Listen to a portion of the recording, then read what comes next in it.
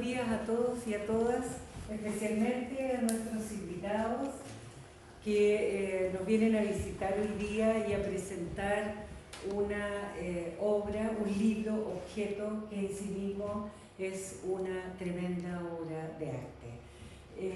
Le doy la bienvenida a nuestro querido amigo, ex alumno del Magíster en Arte, también de nuestra universidad, licenciado en Arte por la Universidad Católica de Valparaíso y Magíster en Arte por la Universidad de Playa Ancha, Daniel Lagos, quien se desempeña actualmente como director del taller Chercán Color en Temuco, pero sigue teniendo sus raíces aquí asentada en Valparaíso y sigue trabajando como docente en el Instituto de Arte de la Universidad Católica de Valparaíso, en el área de grabado. Y también docente de dibujo en la Universidad Católica de Temuco. Bueno, viene acompañado de grandes personajes aquí también de la historia del arte contemporánea. Pablo Cayuqueo y Samuel Quiroga, quienes fueron los autores del prólogo de este libro y amablemente han querido acompañar a Daniel a esta presentación. Ellos van a hacer la presentación del libro. Y una persona no menos importante en la ejecución de esta obra, ¿no?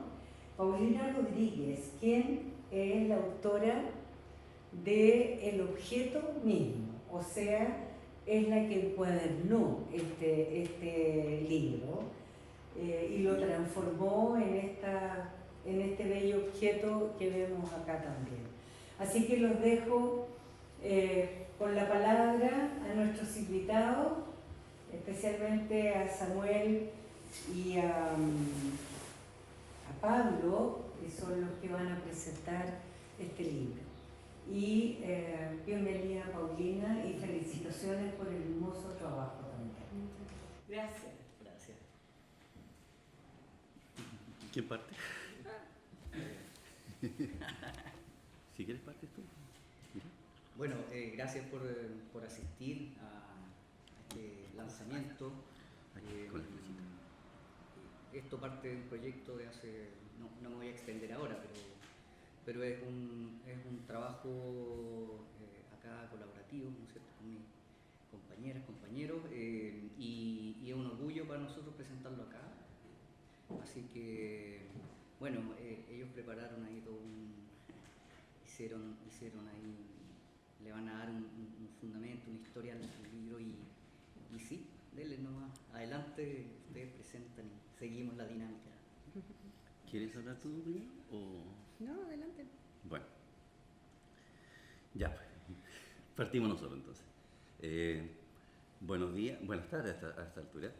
Agradecemos a Daniel por la invitación y al museo también por estar disponible para presentar esta obra de arte, este libro de arte. Bueno, Daniel Lago nos invitó primero a escribir el prólogo y luego a presentar este libro. Y le dijimos, muy honrado, que sí. El libro lleva por título La pintura en Temuco, 1900-1960, un libro de estampas. Es un libro de artista que homenajea desde la imagen a una selección de pintoras y pintores activos en Temuco entre 1900 y 1960. Daniel Lagos, grabador e investigador de la historia del arte, nos da a conocer desde el grabado Memoria cómo otros artistas contribuyeron a la creación de una parte significativa del paisaje cultural visual del Temuco que perdura en la memoria artística de esta ciudad. Libro. Hay una cosa ahí que me apareció como un menú ahí y me impide como avanzar con la PPT. ¿Salir? No sé, es que no dejémoslo aquí, porque yo no conozco esto de Mac.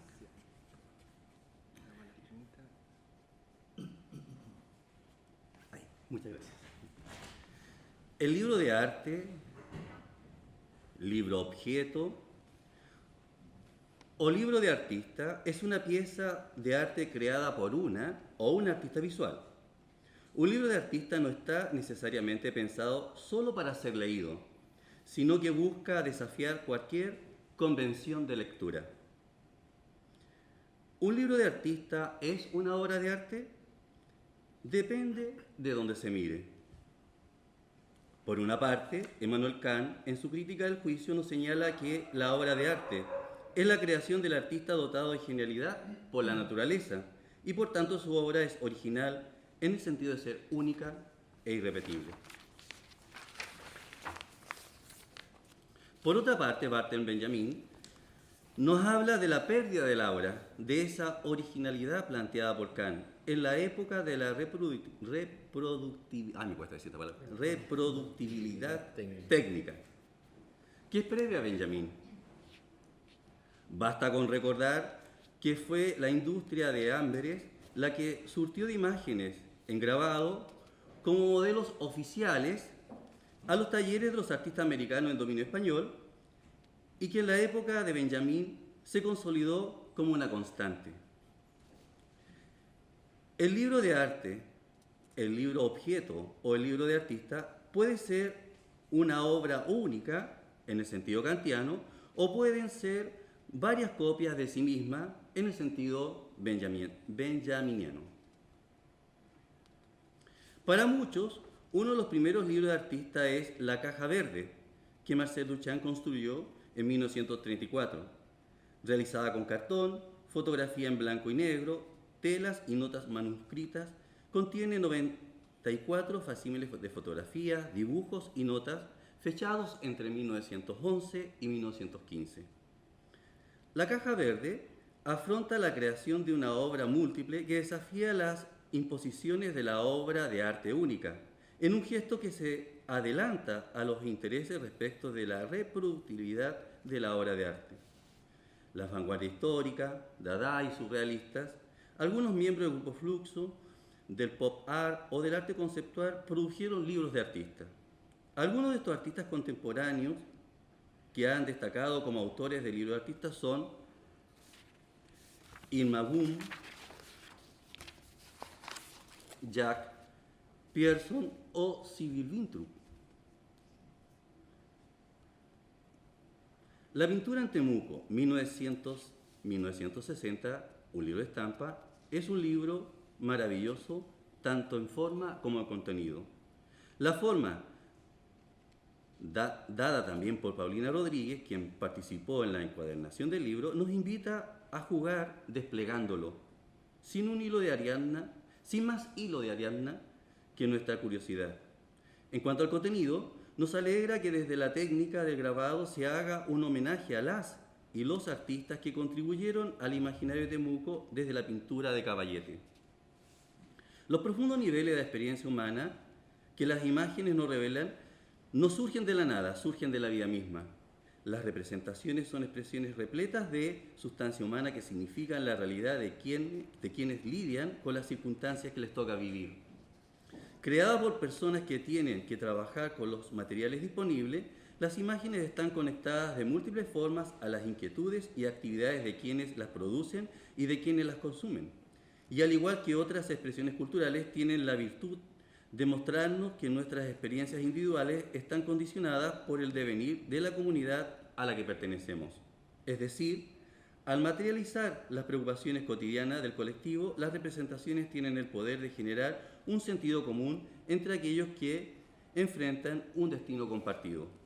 Daniel Lago territorializa con sus imágenes aquella frontera que se da entre el grabado y la pintura.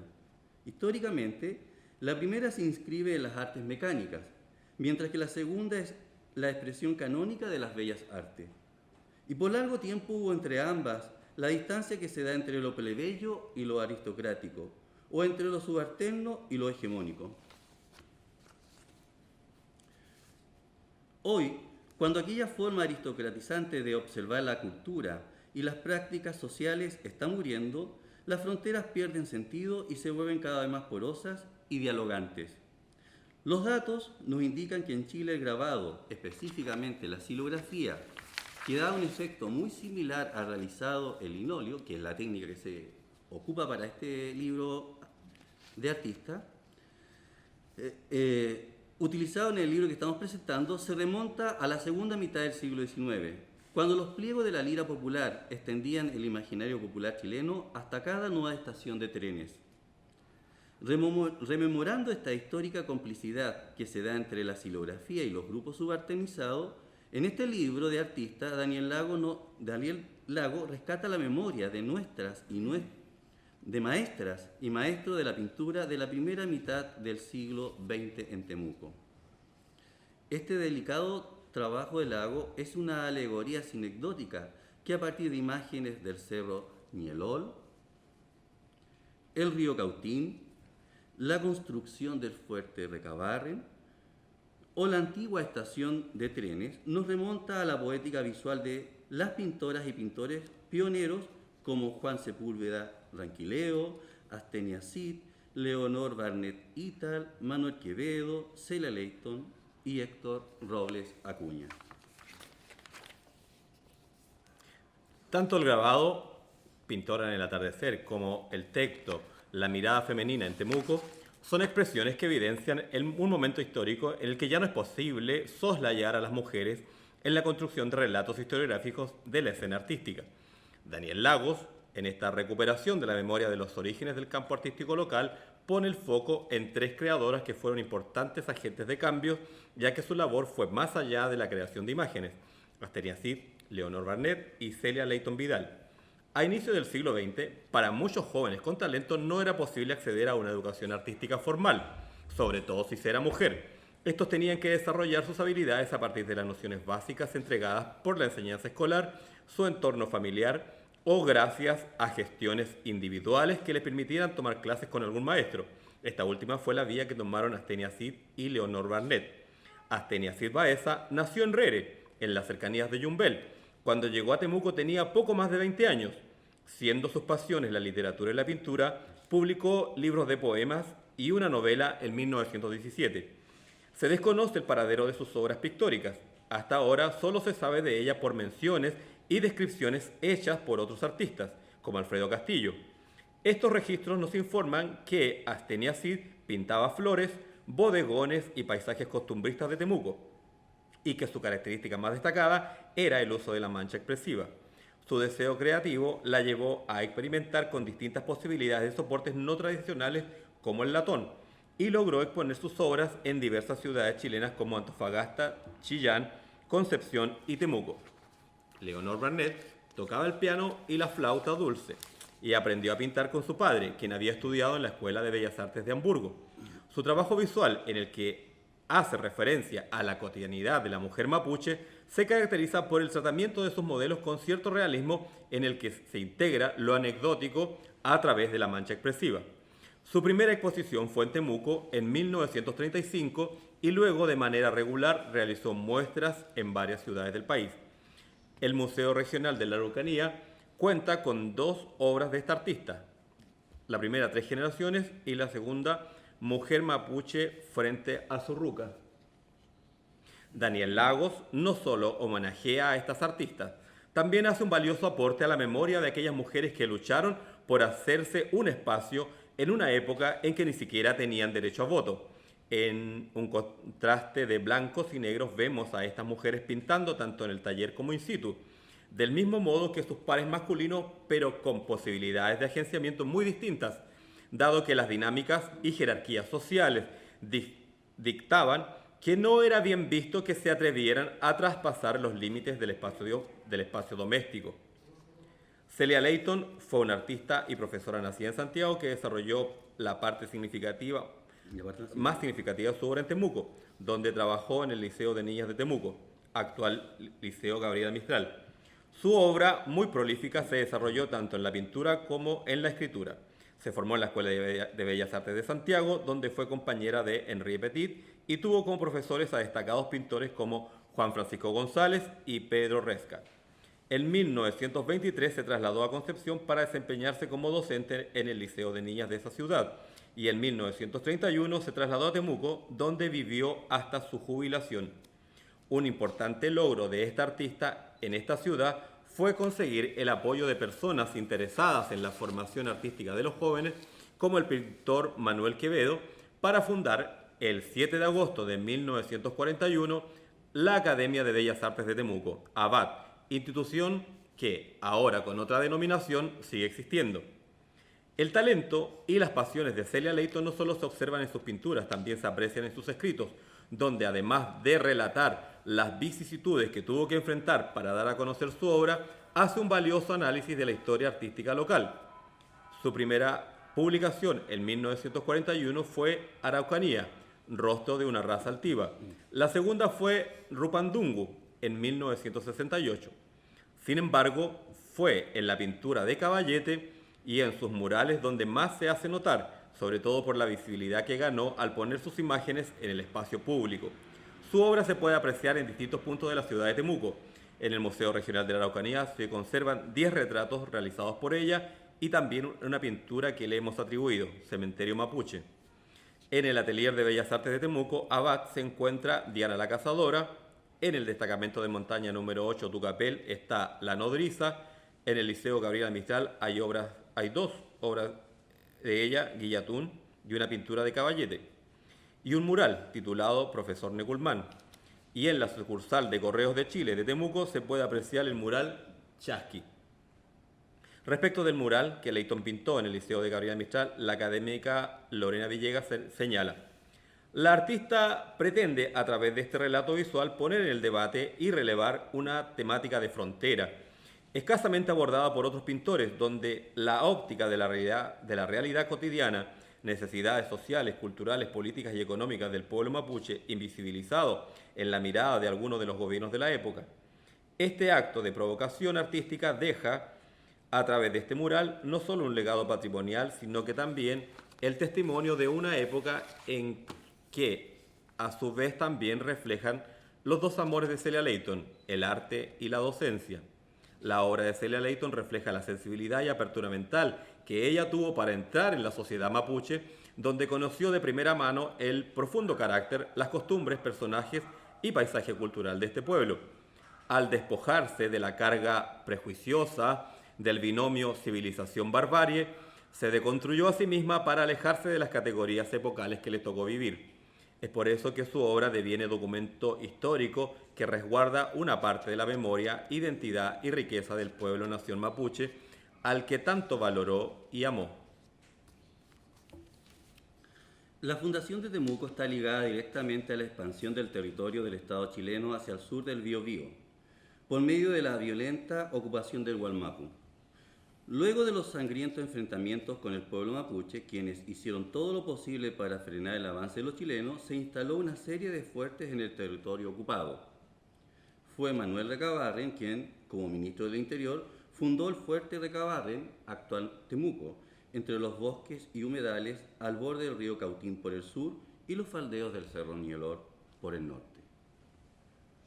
Daniel Lagos toma elementos del paisaje temucano como el Cerro Ñelor y el río Cautín para mostrarnos aquella intervención original, cuando se comenzó a construir aquel fuerte que con el tiempo se convirtió en lo que hoy es Temuco, esta singular ciudad que se ha ido construyendo en una base tensionada por distintas fuerzas e intereses antagónicos.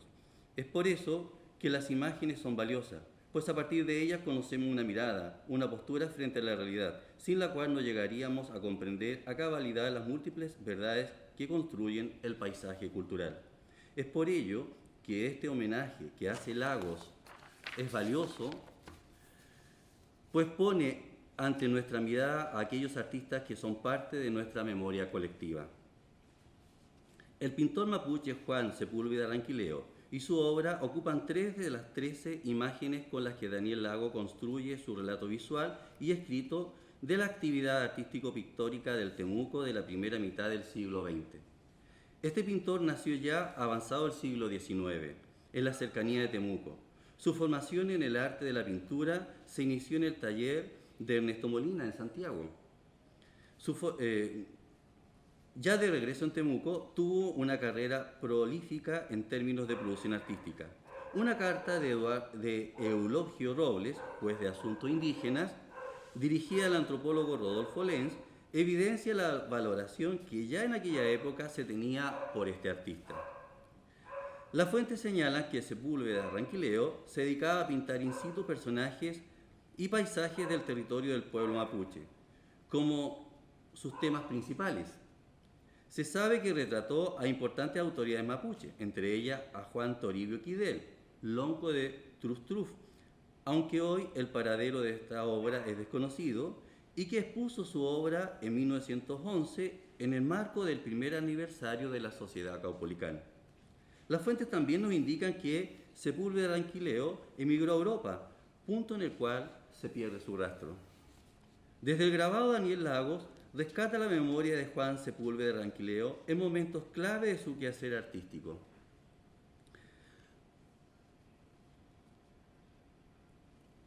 La primera, aludiendo a su formación en Santiago, nos remite a un paisaje de origen en el que el artista pinta in situ en compañía de Ernesto Molina, su maestro, y de un personaje desconocido. En códigos similares, la segunda le representa junto a Eulogio Robles. Y en la tercera, Juan Sepúlveda Ranquileo es representado esperando en la antigua estación el tren que le llevará por rumbos que aún no conocemos. Memoria y grabado se nos presentan como hilos de un tejido en el que el paisaje contextualiza la historia de la pintura local. Manuel Quevedo fue un pintor paisajista que aún no ha sido investigado significativamente. Se formó como artista visual en la Escuela de Bellas Artes de Santiago y como profesor de dibujo en el Instituto Pedagógico de la Universidad de Chile. Quevedo fue parte de la generación del 13, junto a Judy Alpi, Ezequiel Plaza, Herminia Morzán, Pedro Luna, entre otros. Su hermano, el pintor Albino Quevedo, fue además su compañero en las vicisitudes que el campo de las artes depara a quienes se atreven a tomar ese rumbo. El paisaje fue, desde el principio del siglo XX, la temática predilecta de los artistas visuales en Temuco, y de hecho fue una constante en la obra de Manuel Quevedo. Plasmaba sus paisajes en pequeño formato, donde frecuentemente la figura humana aparece dando tintes de calidez a sus composiciones. En tanto, la factura de sus pinturas se caracteriza por el uso de una materia cromática dada por su diestro manejo de la espátula, imprimiendo gestualidad y colorido en gamas predominantemente cálidas. En 1967 se celebró en el Museo Nacional de Bellas Artes de Santiago una exposición retrospectiva póstuma. En la ocasión, varias de las obras expuestas son imágenes que representan Temuco y sus alrededores, como el río Cautín, que probablemente fueron realizadas in situ por este artista. Héctor Robles Acuña fue un artista reconocido en el círculo del arte local, gozando de gran prestigio en las décadas de 1950 y 1960, llegando a dar clases en la Academia de Bellas Artes de Temuco, ABAT. Influido por su padre, quien pintaba cuando su trabajo en ferrocarriles se lo permitía, Robles Acuña pintó desde su infancia, y quizás fue el trabajo de su progenitor el que influyó en su gran deseo de viajar. En efecto, ya a los 14 años era un viajero que recorría el país, pintando de modo autodidacta y relacionándose con personas de diversos oficios. En 1950 estudió pintura con el destacado artista visual Benito Rebolledo Correa, contagiándose de esa pasión por la luz y las modulaciones pictóricas tan características de la obra de su maestro. En esa misma década viaja a Europa para continuar su formación artística. Allí recorre los museos de París, Roma, Lisboa y Londres, pero fue en España, en el Museo del Prado, donde demostró ser un excelente copista. En España recibió lecciones de Fernando Álvarez de Sotomayor, quien había retornado desde Chile hacía unos años. En 1957 recorrió Marruecos y Argelia, donde captó con maestría el color y la luz de aquellos territorios. Ya de regreso en Chile, en 1958, Robles Acuña inaugura con una exposición de sus pinturas al Hotel Central como una nueva sala de exposiciones para Temuco. Este nuevo espacio activó la circulación de obras de artistas locales y posibilitó un mayor acceso a las artes por parte de la comunidad. Sin embargo, sus ansias de viajar lo alejan nuevamente de Temuco. Se embarca en 1964 con destino a la Antártica con el propósito de retratar la geografía, la fauna y a los navegantes que se aventuraban por aquellos helados y blancos parajes. De este modo, se apartó de la tradición canónica de representar al Chile central para explorar otras facetas del paisaje chileno. Una de las obras más destacadas de Robles Acuña es La Fundación de Temuco, imagen historicista de mediados de 1950 o comienzos de 1960, que se encuentra en la sede en Temuco de la Universidad Autónoma de Chile. Respecto de esta, el académico Renzo Vaccaro señala: es un cuadro de carácter monumental, pero no triunfal, que nos presenta de modo muy descriptivo una especie de instantánea del hito que marcará un antes y un después en el territorio del Gualmapu. Si bien su academicismo blanco filtra el ideal fundacional, no lo celebra ni lo enaltece como un triunfo de la civilización moderna. A diferencia de la famosa pintura La Fundación de Santiago de Pedro Lira, que evidentemente sirve de canon para Robles Acuña, aquí no se advierten las claves estéticas que evoquen una consumada dominación winca por sobre la local. La rígida y estática simetría de la composición pone a ambas fuerzas, una militar, anónima y reflexiva respecto de la mapuche, representada aquí como pueblo, ambas fuerzas históricas confrontadas en una especie de precario equilibrio. Finalmente, como se sabe, desde el principio los artistas han asumido la noble tarea de grabar una parte de la memoria para las futuras generaciones. Y las múltiples memorias bien pueden ser vistas como pliegos a la espera de que alguien los seleccione para construir con ellos un relato que deviene una parte de nuestra historia. El libro de artista de Daniel Lagos, en su repliegue, reúne historias que reconstruyen una parte del paisaje cultural de Temuco, que el lector rememorará cada vez que recorra este libro, desplegándolo. Muchas gracias.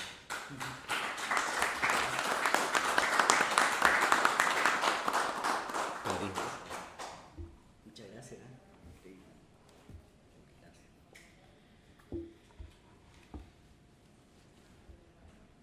Bueno, ahora me toca.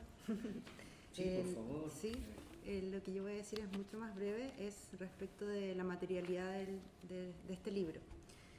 Mi nombre es Paulina Rodríguez, soy licenciada en arte, encuadernadora, también dedicada a la restauración y conservación de papel. Primero que todo quisiera agradecer a Daniel por la invitación a ser parte de esta presentación y también por la confianza al encomendarme la difícil labor de encuadernar este libro hermoso. El encargo consistía en el diseño y la confección de la encuadernación. Era una edición de 10 ejemplares, todos se trabajaron a mano, completamente a mano, y también trabajó a la par conmigo Daniel Solís, quien es diseñador gráfico, y se encargó de la diagramación y la impresión de los textos que van montados en el interior de este libro. Les contaré brevemente un poco las decisiones tomadas en el abordaje de este trabajo, desde mi oficio. Mi taller se llama Maquinería y en mi labor cotidiana abarco una amplia gama de objetos, donde cada trabajo es un desafío, tanto en lo técnico como en lo estético. Como establece María Dolores Díaz de Miranda, encuadernadora y restauradora española, dentro de las funciones de la encuadernación están principalmente el unir, proteger y embellecer el libro. Bajo estas premisas, las posibilidades son infinitas. Desde el lugar que yo planteo mi trabajo y de acuerdo a mi formación, es desde la encuadernación con criterios de conservación. Es decir, que la función primordial va a estar siempre en función de proteger el contenido del libro y de resguardarlo de los factores externos que pudieran llegar a deteriorarlo. Tanto la unión con costura o adhesivo de las páginas como los materiales elegidos y la decoración exterior deberán estar en función de esta preservación del contenido, ¿cierto? Entonces, cuando Daniel me invita a trabajar en su libro de artista, yo desconocía la proeza técnica que había desarrollado para la elaboración del cuerpo interior, tanto en la impresión de cada grabado en tiras de acordeón, como en el formato que éste presentaba. Los papeles que él había escogido eran, por supuesto, unos de excelente calidad, como buen grabador. muy apropiados para la conservación de los grabados originales que contienen. Y el formato era un acordeón no tradicional, que ustedes espero que después puedan ver y comprobar por sí mismos. Se decidió entonces hacer una encuadernación sencilla del tipo carpeta de grabados con materiales libres de ácido que dignificara el contenido sin ofrecer mayor información más que el título, invitando al lector a que éste fuese abierto e inspeccionado. Fue planteado como un contenedor que buscara nombrar el objeto libro, darle soporte, protegerlo y a la vez otorgar belleza desde lo simple, ya que su verdadero sentido se adquiere al ser abierto y activado por el espectador. El libro artista, aunque seriado, es único, experiencia táctil a la vez estética. Como dice Alejandro Martínez, no precisa de lectores sino de espectadores activos, desafiando así las normas convencionales de lectura.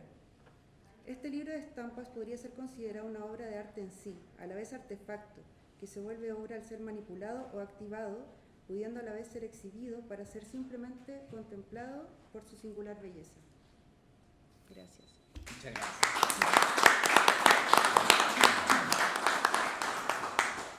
Muy bien, le agradezco mucho su presentación, me siento honrado de eso. Bueno, yo no tengo nada preparado. Nosotros ¿verdad? queríamos Sí. hacerte una pregunta. Ya, ok. Nos llama la atención este homenaje que haces, este hermoso homenaje que haces a las y los pintores de ese periodo, 1900-1960 en Temuco. Y nosotros hablábamos de ese como contrapunto, podría ser, entre los grabadores y las pintoras y pintores, y las grabadoras, ¿no? Por esa jerarquía que hay, ¿no? Entonces, ¿cómo es que un grabador, qué pasó en ti como grabador que decides hacer este homenaje, pero no a grabadoras ni grabadores de Temuco, sino que a pintoras y pintores? Sí, la pregunta, bueno, agradezco la pregunta. La verdad es que yo, en términos de información, partí más bien desde la pintura, digamos, no sé, adolescencia, ¿no? Hasta cuando llegué acá a tener una formación más académica y cuando después me inserté en el grabado. Entonces, pero ahí hay varias razones. La primera es que definitivamente la producción artística local, podríamos decir en la Araucanía y en Temuco, que es el centro donde más se produce arte, tiene más bien una historia desde la pintura. O sea, no hay, al menos que yo sepa o dentro de las indagaciones de lo que se conoce, una producción gráfica, digamos, dedicada al arte o en código artístico, sino que la gráfica más bien se dio por el lado de la imprenta, ¿no es cierto? Aunque yo tengo mis sospechas que hay algunos grabadores, tengo la impresión y creo haber visto que, por ejemplo, en la ABAT, que es la academia que funda Celia Leighton, se dictaba una clase de grabado en relieve, entiendo, de linografía, silografía, y por supuesto eso tenía que tener un maestro, ¿cierto?, que le impartiera. Pero hay que dar con eso y bueno, en todo caso es bastante mínimo, ¿no? Entonces, por lo tanto, no hay una tradición como sí lo tiene la pintura allá en Temuco y por ende, digamos, además de ser una tradición, que tampoco estaba relevada en la, ¿no es cierto?, por la historiografía local, salvo Celia Leighton, que ustedes bien lo saben. Entonces, pero había un acervo importante en cuanto a artistas y como el lenguaje mío es el grabado, más bien, entonces decidí, ¿no es cierto?, por un proyecto que surgió de la Corporación Cultural de Temuco, postular este pequeño librito y ya habiendo hecho algunas indagaciones, sobre todo desde la hemerografía, diario, porque no existe de los años 30, 40 textos allá que acrediten o que den cuenta. Claro, porque yo cuando pienso en grabadores en Temuco, los veo más bien en la segunda parte del siglo XX que no abarca tu libro. Tampoco veo a tantos, veo a Torres, veo a la Lilia Aude, a Gaete. Sí, son después de los 80. Claro. Bien avanzado. Sí. Sí, en la escena, claro.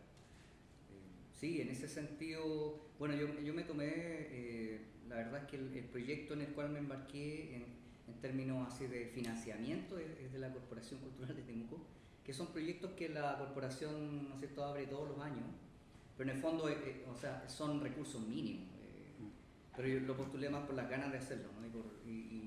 Y bueno, y ahí, como ya tenía un cierto avance en la investigación, en ir a la biblioteca Carlos Sepúlveda, ir y venir, porque ahí es donde está el acervo.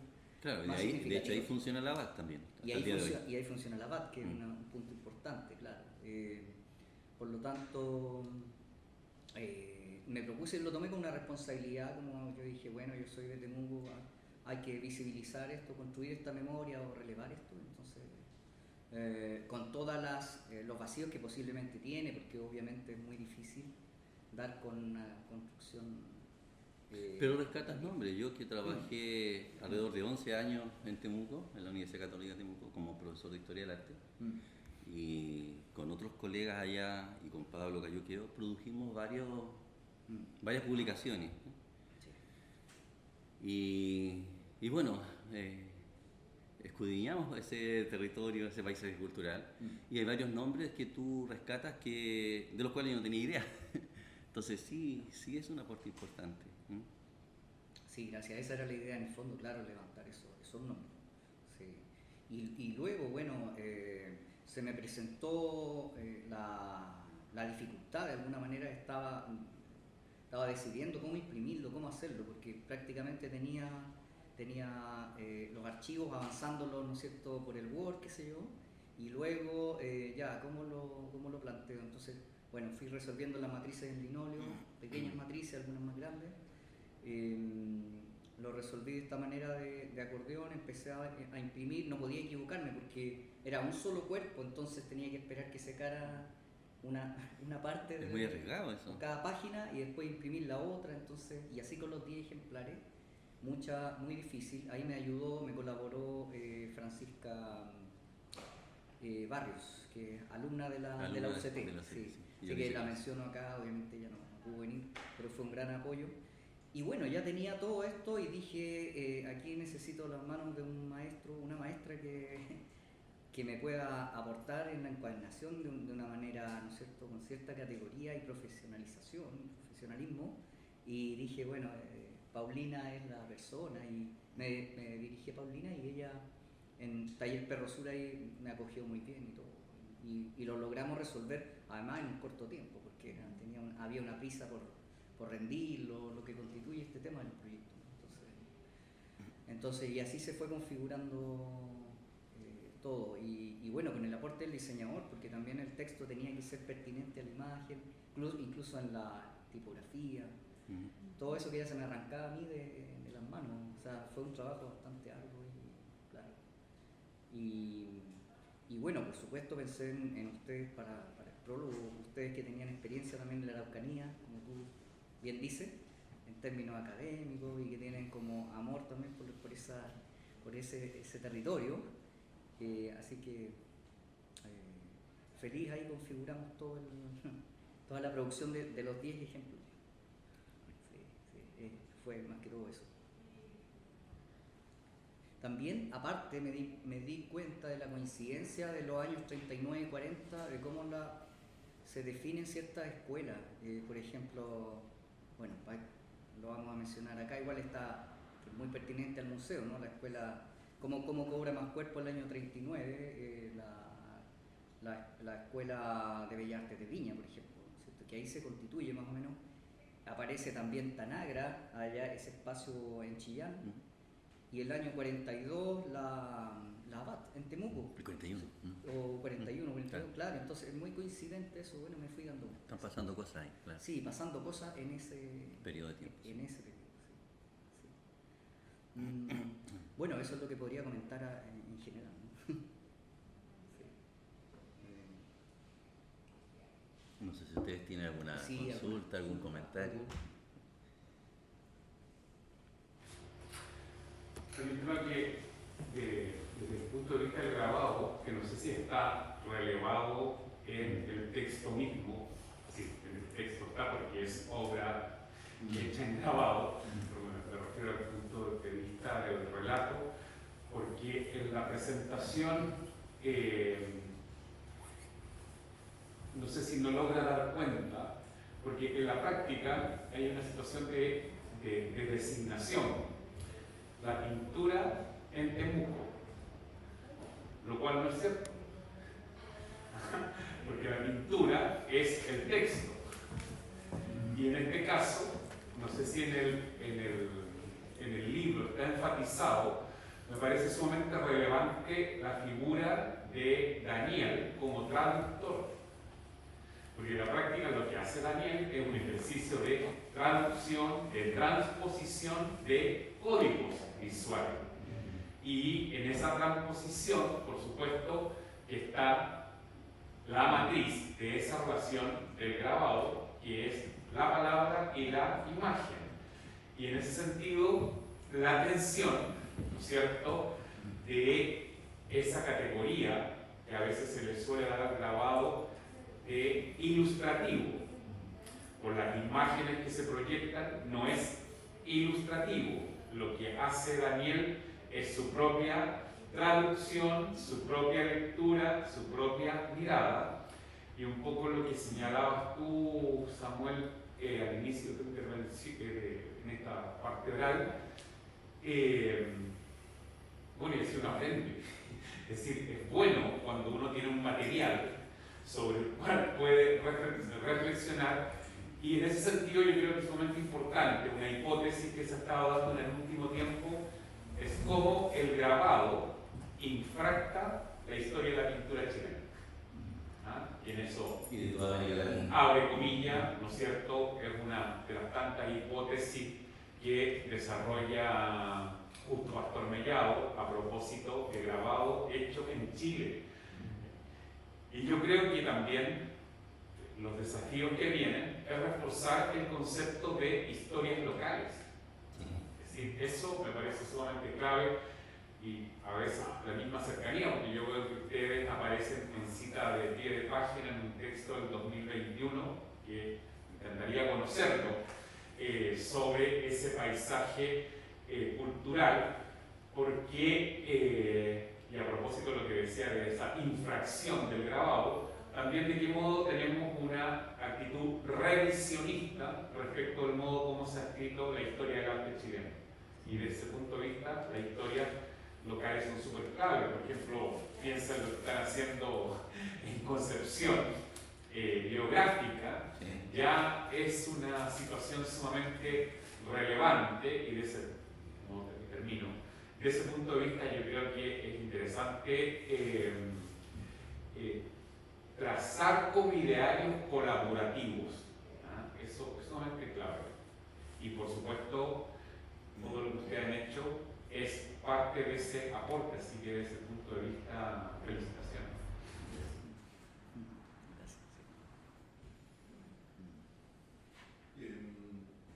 Daniel, bueno, la verdad es que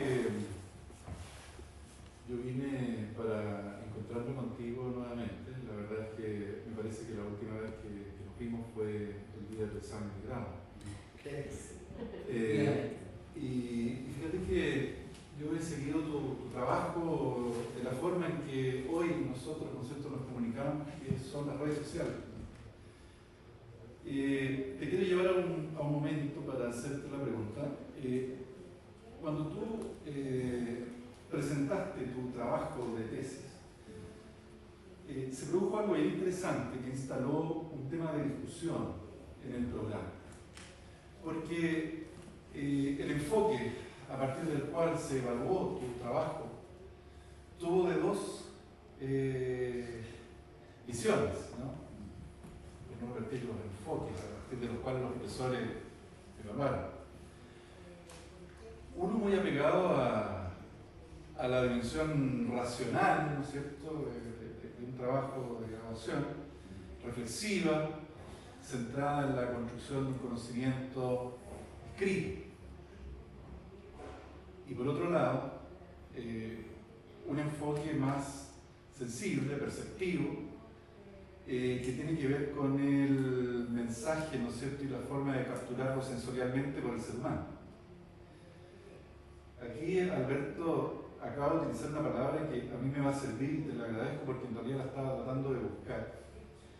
Tú hiciste una traducción de una producción artística que ya existía. Cuando uno tiene la experiencia de conectarse con el hecho pictórico, ¿no es cierto?, y que solamente es posible con la presencia del ser humano, porque si no eso es una tela, con colores, no sé. Cuando se produce ese hecho, uno se encuentra con el mensaje del artista, con lo que él quiso provocar en ti. Y entonces tú traduces esto a través del grabado.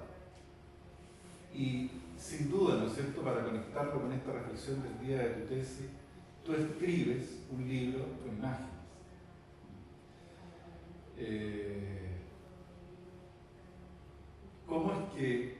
¿Cómo tomas este mensaje y cuál es la traducción que haces?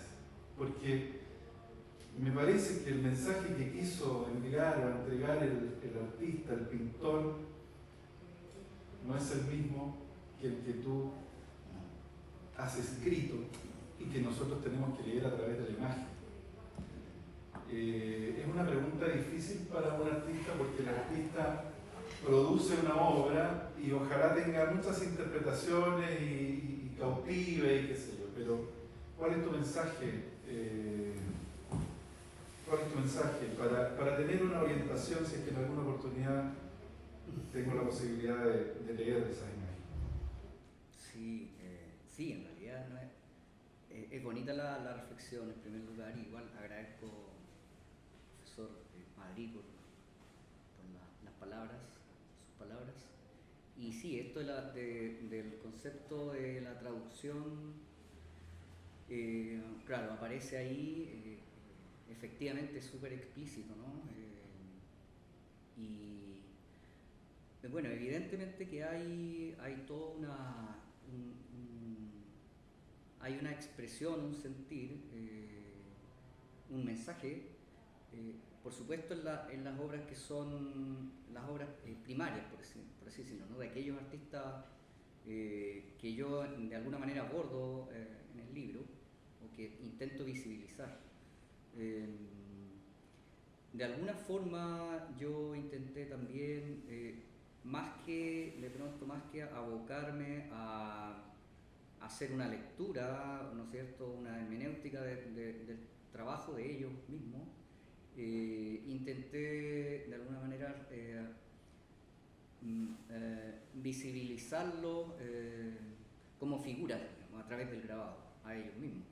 Entonces, construir la historia, bueno, pensando obviamente en su iconografía, en su mensaje, ¿no es cierto?, en su lenguaje, pero también intentando imaginarlo a ellos como personas, como creadores, y eso es lo que creo que también, y por ello también no es un libro de una, ¿cómo poder decir?, de una traslación pictórica a lo gráfico, no es una imitación o no es una traducción en ese sentido, ¿no?, de pasar de la Fundación de Temuco que pintó, por ejemplo, Héctor Robles Acuña, a haberlo hecho desde el grabado, que también es un poco tentador, podríamos decir, para un grabador hacerlo, pero no era la idea, sino que más bien centrarme en el personaje, en la persona, en el artista, y hacerlo aparecer a él, ¿no?, a través del grabado.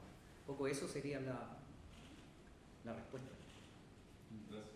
Tremendo desafío. Oye, quería Teresa Reyes, la directora del museo, que está resolviendo alguna situación práctica. A nombre del museo, darles las gracias que hayan elegido este espacio por la pertinencia, y segundo, también por el hecho de que son personas que han estado vinculadas a la universidad por diferentes procesos de formación, y desde ese punto de vista me parece sumamente relevante como también como universidad proceso de construcción de conocimiento, y precisamente el museo se entiende desde esa perspectiva. Es decir, la museografía del Museo Universitario está en la lógica de la museografía crítica, de un espacio de formación de audiencia, de investigación, y desde ese punto de vista agradecemos, y por supuesto será objeto de trabajo, de investigación. Así que nuevamente darle las gracias.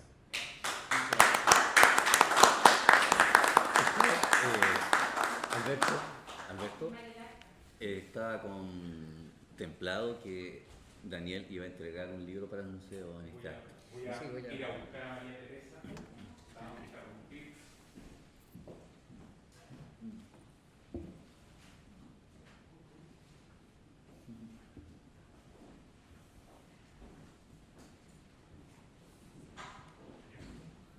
Está resolviendo situación de urgencia, así que entonces, Daniel, esta es parte del protocolo, donde todas las partes de la paleta, tu nombre, grabas la firma. Exactamente.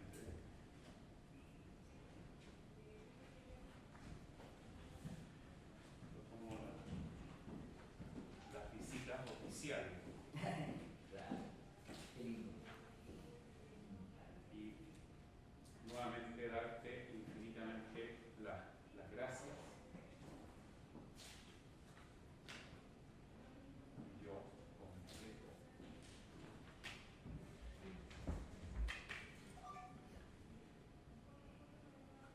El museo además tiene como parte del Fondo Las Artes, hay un centro de documentación, así que esperamos sus publicaciones para contribuir. Se las trajimos a las historias locales. se la entregamos a, Sí. a María Teresa. No, Sí. pero el que me interesa a mí es el de 2021. Ah, ok. Arte, imagen, paisaje cultural en Temuco, Eso sí. de todas maneras, porque yo creo que eso por las historias locales es sumamente clave. Vamos a hacer llegar un ejemplar. El libro de Daniel Lagos, además, son solo 10 ejemplares, pero el PDF está disponible. Qué buen dato ese. Sí. Daniel.